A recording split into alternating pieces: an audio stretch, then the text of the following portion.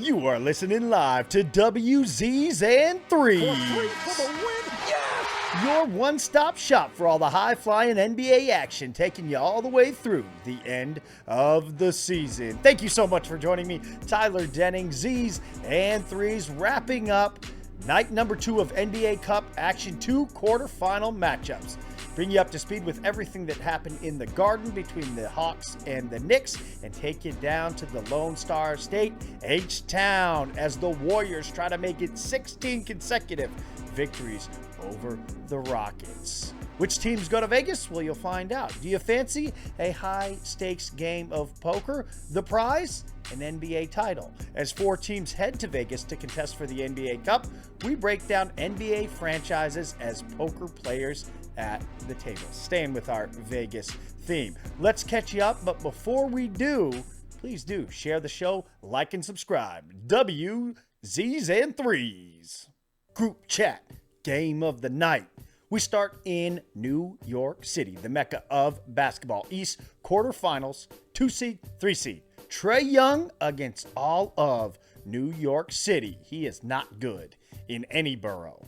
But the Garden crowd, they were ready to go as expected. Did the team give them anything to cheer about? Well, they led by 7 at halftime. That was about as good as it got in the Garden for Knicks fans. Back-to-back Trae Young threes with under 6 minutes left in the third quarter. The Hawks finally take the lead. Young heated up in the third. He scored 12 points. He accounted for 90.5% of the team's points in the third period. Played a little bit of defense too. 34-18, they outscore the Knicks, a 9-point Hawks lead hitting the fourth. The teams played to almost equal the Knicks, a 1-point advantage. In the fourth wouldn't be enough. 108-100 Atlanta. The Hawks soar to the desert. I will let you know what Trae shooting dice is here in a little bit, but this game, it really encapsulated the story of both these teams' season thus far. First, the defensive impact of Dyson Daniels. More on him in a little bit. Look at what he did to Jalen Brunson. 5 for 15. It looked like he made basketball not fun to play for Brunson. Dyson Daniels. That is the name you need to know. Maybe the defensive player of the year. He's definitely all defensive Dyson right now. The Hawks defense as a whole, they hold the Knicks coming into this game, second best three-point shooting team in the NBA, 39.3% to 11 for 42 from deep. That's 26.2. So well below their season average, 13 percentage points.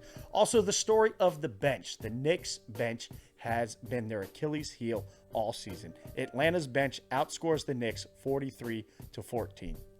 The Knicks have been so reliant, and he has done such a great job in pacing them. Karl-Anthony Towns, he had 19 points, 19 rebounds, but he was hampered by foul trouble all night, fouling out at the end. Everyone in the Knicks starting lineup has to produce for them to win games. They could also really use some frontline help for Cat, but Mitchell Robinson has been reported unlikely to be cleared until at least late January. He's having another big in there to defend, rebound a little bit. All right, let's talk the Hawks, a team that most people wouldn't have expected to be one of the two coming out of the East in the NBA Cup to go to Vegas. They have shown that they can play with the elite of the East. The 2 wins against Cleveland, 2 wins against the Knicks. They beat Boston in group play. That's why they were the winners of the group. And at this stage, defense has been their calling card. Trae Young, everybody knows, but his shot still eludes him. He was 8 for 22 tonight, 2 of 8 from distance. But as a distributor, he's been playing great. 11 assists in this game. He is the NBA's assist leader, averaging 12.2 per game. He's had 2 games of 20 or more assists and 19 games with 10 or more.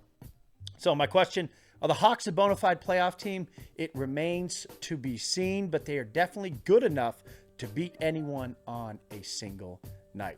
And the headline, Trae Young knelt down at half court and shot dice on the Knicks logo at the buzzer.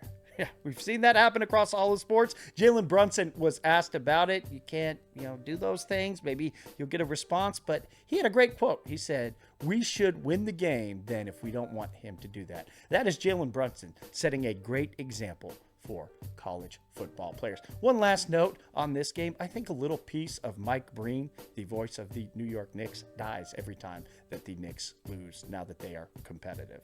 So that is the East matchups. We will set the full bracket after we talk about what happened in the second West quarterfinal. All right, let's go down to Houston, the all-red court. Warriors, Rockets. Warriors, 15 consecutive times they have beaten the Rockets. This is a Houston team that wants to be taken seriously. They showed us that they could beat the Thunder in a big game earlier this season, but they have lost twice to the Warriors, a team that has had their number going back to February 20th of 2020. So, got to show us that they're serious, but also need to show that they are serious to themselves, getting that weight off their shoulders. Spoke of the all-red court. Steve Kerr said of the Rockets NBA Cup court, quote, "Felt like I was descending into the depths of hell." Felt that was a little overdramatic. I went to a Cup game earlier in group play when the Rockets hosted the Clippers. It wasn't that bad, Steve. But more on Steve Kerr in a little bit. Let's get to the game. 37 points for Golden State at half. Not a ton from Houston either. They led by just 7, but the Warriors turned it around in the third. They score 32 to Houston's 24. They take a 1-point lead into the fourth. That would continue through the fourth. They build their biggest lead of the game at 7. There was a pivotal moment with Draymond Green. He fouls Alperen Şengün up high. It's reviewed to see if it's flagrant. Common foul is called. Şengün makes both. Both teams at that point go cold until finally Fred VanVleet, who had an atrocious shooting night, just 3 of 13, hits a 3 with 76 seconds left. That cuts it to 90-87. The Warriors turn it over. Rockets get 3 possessions for 1. Finally ends with the Şengün made layup, 27.2 on the clock. At this point, it's a 1-point Warriors lead. Steph misses a 3. Here's where it gets wacky. Gary Payton II gets the rebound, tries to pass it off the ground where he is at. The ball is live. Jalen Green goes to the deck and gains possession, at least per Billy Kennedy, the official, because he calls a foul on Jonathan Kuminga. Steve Kerr was absolutely incensed about this after the game. He was pretty pissed off earlier in the game when Steph didn't get a foul call. So maybe that red court had him seeing red all night. At this point, the Rockets were in the bonus. So the teams have to walk down to the other end. Jalen Green gets to shoot. He makes both. Rockets lead by 1. Warriors have a timeout. They call it. 3.5 seconds left. It's advanced, does the ball, side right out of bounds. Podziemski is the one inbounding, and he gets one of the most generous 5-second calls I have ever seen. Finally does get it into Steph. It's a give and go. Podziemski gets his 3 blocked. The Rockets finally snap the losing skid, a 91-90 finish. The Rockets close on a 9-1 scoring run. It was an ugly game all the way through. The Rockets shoot 22% from 3. The Warriors not a ton better at 31, but it was Alperen Şengün. I've been singing the praises of this kid all year. I've had some of y'all come to me and say, I had no idea about this kid from Turkey prior to season 3s. Thank you so much for putting me on. But this is the year. He is the offensive engine for Houston. This Houston team, if they continue to make waves, people will know the name of Alperen Şengün. What do we take away from this? Well, with the Warriors, I've been leery of their hot start. The early season praise, when you drilled down to who their wins were over. Their best wins were really the 2 against Houston. They're now 3-7 over their last 10, and that question still lingers. Can Jonathan Kuminga take on a bigger role? They didn't have Andrew Wiggins in the game tonight. I think when he is in the lineup, that definitely takes some of the scoring burden off Steph. Steph and Kuminga and Wiggins really the only guys that can create and get their own shots. As for the winners, the Rockets, who will head to Vegas. I bought Houston stock early on. They had that convincing, that good win. It was not convincing score-wise, just by 3 points against Oklahoma City. But I had made the claim that they would win the West in the regular season. But their offense is very much still a work in progress. Jalen Green's inconsistency hampers them when you try to look for a second scoring banana to Alperen Şengün. Can it be Van Vliet? Can it be Jalen Green? Can it be Jabari Smith Jr.? We've seen Tari Eason sometimes come through. But this is a team that is built in the image of their coach, Ime Udoka, and that is defense first. There was a great piece by Tim McMahon on ESPN.com that I will link below, talking about Houston finding their identity with a coach that really fell into their lap. We know defense always travels, so we will see, does it go to Vegas to face off against OKC once again? So let's take a look at the bracket and briefly preview those two matchups. Tomorrow's show, I'll give you a full NBA Cup semifinal preview, but this is where it stands. Contesting for the still yet to be named trophy. It's just the NBA Cup from all the research that I've seen. You guys have any suggestions? Let me know in the comments what they should call the NBA Cup trophy. The NBA Cup is, yeah, it's not the Stanley Cup. I don't like that. They'll probably end up calling it the LeBron Cup, but whatever. We'll get there. The West, it will be the Rockets against the Thunder. These are the two best defenses in the league. The Thunder put on a defensive clinic against the Dallas Mavericks to book their spot in Vegas, and the Rockets played an ugly game but played some defense. These two met to the tune of a 119-116 Rockets win on December 1st. It will be another meeting of 1 versus 2 in the West. On the other side, Hawks-Bucks should be a fun one. I want to see Dyson Daniels on Damian Lillard. Maybe spend some time on Giannis. What do they do with their defensive star? The Hawks can definitely win this game, but Giannis sounds like a man on a mission. He has declared that this team is about their business, trying to win the NBA Cup. As mentioned, we will do a full preview in tomorrow's show, but the Cup bracket is set. Heavy pour, leading scorer of the night, Alperen Şengün with his 26. Yeah, a light scoring night all the way around. Dunk of the night, Jalen Green. He took it to the lane, and Jonathan Kuminga made a business decision to not be on the business end of a Jalen Green poster. Performance of the night, well, I'm going to give it to 2. And maybe pat myself on the back a little bit as Dyson Daniels, his defense on Jalen Brunson, what he did for his team in their win, and Alperen Şengün, 26, 11, 5, and 3. About a month ago, I did a video that I will link here for the 5 players you probably aren't watching but should. These 2 players were on that 5. So if you haven't checked them out, please do, because these boys are balling. There are some young names that you should definitely spend some time to watch. That is everything that you need to know from Wednesday and the second night of quarterfinal matchups. To set the semis, we now have the 4 teams that will play Saturday night in Vegas. NBA Cup champ will be crowned next Tuesday. Injuries and news. Scotty Barnes. He had that eye injury that forced him out of 11 games, came back, was playing with the Red Specs, but that right ankle injury suffered on Monday. He is now expected to miss several weeks, averaging career best in points, rebounds, and assists. Just another horrible break for Scotty Barnes.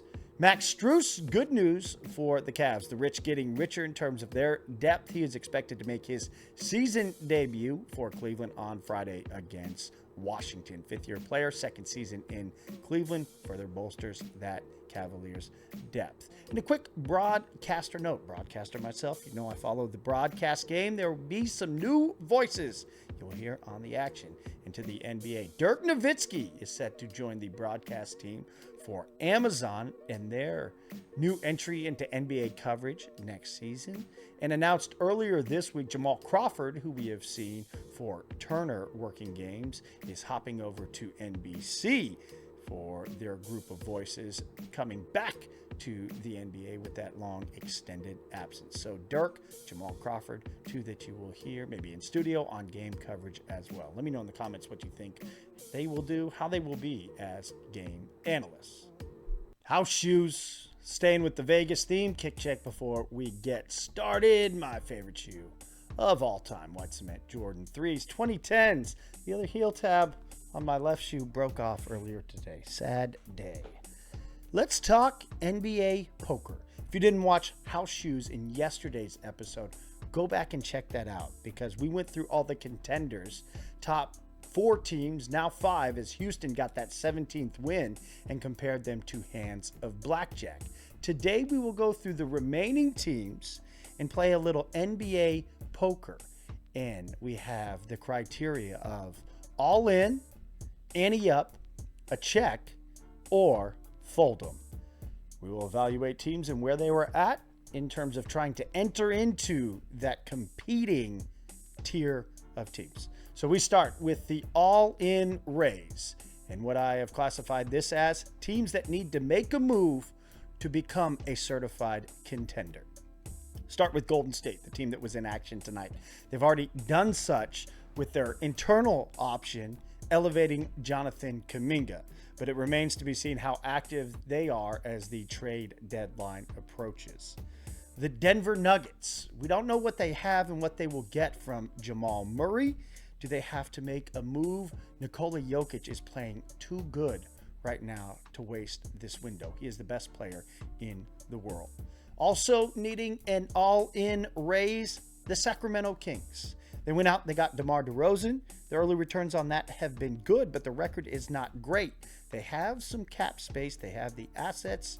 Do they try to make a wave? Because right now, it's not enough. In a stacked West, they're not doing enough. All right, on to the next tier of teams. Ante up. That is teams that still need a piece, and they are not in a championship window. Time to ante up with your chips. Start with the Atlanta Hawks. This could be a very good team. They have a divisive player in Trae Young, one that we've heard his name floated. So many trade rumors. Do they want to stay and be married to Trae Young long term? I love the way Trae's playing when he is spreading the ball around, sharing the sugar. They have found an identity as a defensive unit that's captained by Dyson Daniels. They have the number 1 pick, Zachary Rizache. There you go. He continues to develop. What do they have in him? He has shown potential at times thus far. So the Hawks also needing to ante up. They need a piece. They are not in a championship window yet. The San Antonio Spurs. Victor Wembanyama, Stephon Castle, Devin Vassell. They're low-key, I think, pushing the tank to add another lottery piece. I think they were also thrown a curveball with the health scare for Popovich. Still hasn't returned. But the Spurs, they've rested Wembanyama at times. I think this is an ante-up team. Next tier will be check. Teams that just need to check and play the betting around, let their group go together for various reasons. The Milwaukee Bucks, it's their cap constraints. They are stuck with the group of players that they have. Chris Middleton, Damian Lillard, and Giannis Antetokounmpo, and that supporting cast. They're just going to have to make do with what they have. It's got them to Vegas. The Sixers, they're in the same boat. You have Joel Embiid, Paul George, Tyrese Maxey. They should be very encouraged by the play of the rookie Jared McCain. Clippers, same as well. All of their hopes are tied to the return and availability of Kawhi Leonard, who is apparently back practicing and could play before the end of the year. Suns, same. They are tied to their 3 max contract players and their health. They seem to believe that they are a good team. Record-wise, they did show such when they had all 3 healthy. But that is a huge question, having all 3 of those healthy for an extended period of time, especially healthy come playoff time. Also a check team, the Minnesota Timberwolves. Reason they were the victims of their ownership situation still has yet to be settled. How about Glenn Taylor sending a letter to the season ticket holders, letting them know that he wouldn't be courtside because he was having surgery? Interesting. Don't know if Glenn Taylor will be the owner moving forward, if it will be Mark Lasry and A-Rod. That still remains to be settled. No reporting on that yet. But that situation, also with the second apron penalties, they shut that title window they had in trading Karl Anthony Towns. This was a team that went to the Western Conference Finals. They knocked off Denver in that 7-game series. They re-signed Rudy Gobert to restructure and get more financial flexibility. But now I think the time is to focus on building for a title window, 3 to 5 years with Anthony Edwards as he continues to grow. I could be wrong on all these, by the way. This is just my opinion and some way to have a little fun in a Vegas theme. Also a Czech team, the Pacers. They've had horrible luck with the injuries to their front line, but they have to figure out what's going on with Tyrese Haliburton because he is their star. They go as he goes, as all these teams in the NBA do. Pistons, also a team that needs to just say, check, moving on through. Youth, let them learn. Their ceiling, I have said, I think is as a play-in team. That would be a huge win for them this season. Hornets, same story. LaMelo Ball, once they get him back, he was playing leading scorer at one point in the NBA. They have a certified 1A, 1B with Brandon Miller, those two to build around. I appreciate what Charles Lee has done as a head coach, trying to instill some maturity and approach to the game in that young team. Raptors, same. I believe in their coaching, and I think that they can continue to build with Scotty Barnes, Grady Dick, what they have, Davion Mitchell, as that is a young team. The Blazers, little different story. I like the talent with Shaedon Sharpe. Scoot, I don't know if Chauncey is going to make it past this season to continue to see their evolution. So those are all of the Czech teams. Finally, we have the Fold'em. It's time to start over, start a new era. And we will start with the Miami Heat and Jimmy Butler, as Shams and Jimmy Butler's agent have been jabbing at each other over social media. You can go read that on your own time, but I think the days for Jimmy Butler and his era in Miami are over. That is firmly Tyler Hero's team with Bam Adebayo as his supporting star. So time to fold on the Jimmy Butler days in Miami. The Nets and the Pelicans, that's a fire sale. They've already talked about it. We could see all of those players move. Brandon Ingram will be interesting. It's reported that he's declined both $50 million and $40 million contracts, and the Pelicans don't even want to keep him with his $36 million contract. So how much money could he be leaving on a table going into a free agency year that not a lot of teams have, nor will be willing to spend money? Also a Fold'em, Chicago Bulls. They have been stuck in NBA purgatory for what seems like the entirety of Billy Donovan's tenure. Really just had some bad luck with Lonzo Ball. That team at one point was first in the East when that whole group of DeRozan, LaVine, Lonzo were playing together, but since then it's obviously scattered apart. So I think it's time for the Bulls to come up off of LaVine, Vucevic, just get a move on it. The Wizards, it's time to fold them there. The biggest tire fire in the NBA as of now. And yeah, the team that I haven't mentioned yet, it wasn't in yesterday's blackjack portion, and they finally fall into the fold'em. I think it is time for the LA Lakers to let go. They got one title out of the AD LeBron years. AD, I still don't think is a player that can carry a team, being the main option into a new era. So the onus is on the Lakers and their front office, whomever may be running the show over there, to look towards a future. Not saying that that's what they will do. That's my opinion, what they should do. So that leaves all but one team, and this is a team and franchise that's still trying to get their buy-in money together to just have a seat at the table, and I think that is the Utah Jazz. I have no idea what's going on with Utah. So there we have played NBA poker, and between our poker tonight and blackjack yesterday, we have covered all of the teams in the NBA Las Vegas style. So that is it.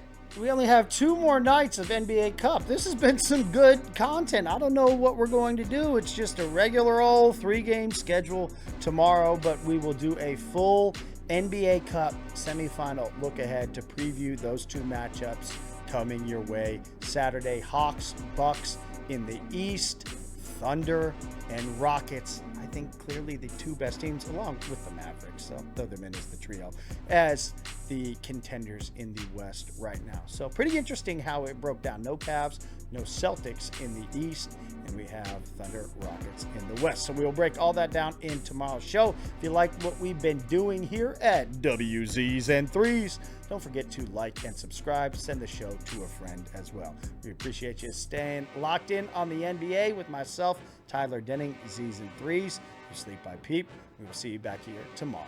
Peace.